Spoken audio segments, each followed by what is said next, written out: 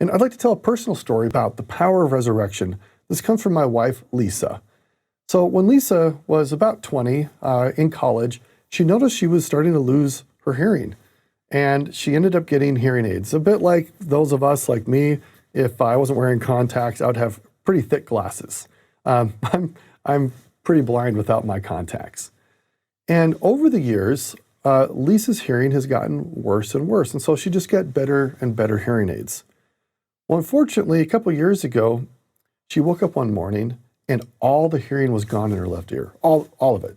And despite lots of interventions, prayer and fasting, nothing brought it back. And it was extremely distressing to think, I'm going to spend the rest of my life with only one ear, which itself has low hearing, which is helped a bit by hearing aids. So she concluded to get a pretty invasive surgery called a cochlear implant. It's basically they cut into your skull and insert a little computer and connect it to your ear so you can actually gain some hearing back. The cochlear implant, it's a bit of a difficult surgery. It's painful. There's kind of a long recovery time. And then it can take many, many months of rehabilitation to actually make use of that little computer that's now been put into your head. And for my wife, she was one of the rare individuals where the sound did not sound normal. All the voices sounded like cyborgs or Darth Vader. So she couldn't, out of one ear, tell the difference between my voice or our kids' voices. And that was distressing to her because she thought, I really hope I don't lose the natural hearing, though compromised, in my right ear. Well, unfortunately, that did happen. My wife and I take travel groups to different places around the world, the Holy Land. We were taking a tour group to India. The day we were leaving, she woke up and all the hearing was gone out of her right ear. Well, we thought maybe it's just water in your ear from, I don't know, a shower or something. We flew all the way to India with all these people, got to New Delhi. It wasn't better. And while we're trying to manage all these people in the airport and get them launched on this trip we were leading, I was also trying to frantically on Google find somebody in New Delhi who could help. We found this man who stayed late at his office till midnight, an audiologist. He spent time with us and concluded what we had feared, she'd lost all of her hearing.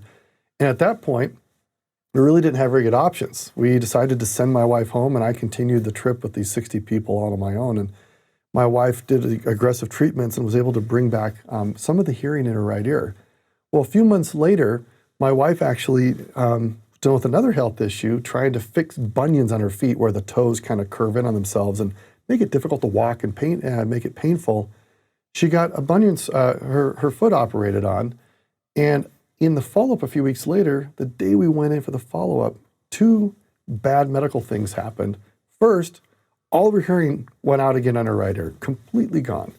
And we discovered that the foot that had been operated on wasn't healing properly. That resulted in ultimately, I lose track now, 7 or 8 additional foot surgeries last year. She basically was in bed for 4 or 5 months, couldn't drive a car, and at the same time, she couldn't do any treatments on her ear because of the situation with her foot. And it was just this real loss for her that ultimately for her to realize, I've lost all my hearing totally and completely in both ears. And we found ourselves in this moment of like facing the reality of life that our bodies fall apart. So we had actually planned another trip to lead a tour group through China of about 160 people. She didn't get to go because of her foot issue and the hearing problems. So I did it on my own. And it's interesting, while I was away, she called upon our brother-in-law who lives nearby to give her a blessing of comfort and healing. And in that powerful experience where she felt the Spirit, and after my brother-in-law left, she spent some time with God, in some ways almost like Hannah at the temple, pleading with God, talking to him. And my wife shared that in that powerful moment of aloneness, or more specifically of quiet, alone with God, she felt the reassuring power of the Spirit, confirming to her that resurrection is real. She had wondered about that for a long time, hoped, but wondered, like, is it real? What's the assurance? I believe it. I know it's in scriptures, but what is the assurance? And the Spirit came to her fully and powerfully and confirmed to her that in a future day, her body will return to full restoration and full perfection through the power of Jesus Christ. And I remember getting the note from her, an email about this beautiful experience. And I asked her if it'd be okay with me, for me to share this with you today, to reassure all of us that in a future day, just as Alma taught, and just as my wife has learned through the Spirit, we will all be restored and resurrected because of Jesus Christ and his resurrection.